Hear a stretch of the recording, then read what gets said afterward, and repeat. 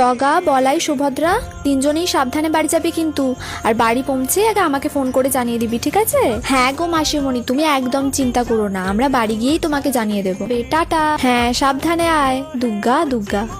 দূর, মাসিমণির বাড়ি যে কদিন ছিলাম কত মজা হচ্ছিল বল না। হ্যাঁ সে ঠিকই বলেছিস, কিন্তু এবার আবার আমার গিন্নির জন্য আমার মনটা একটু কেমন কেমন করছে।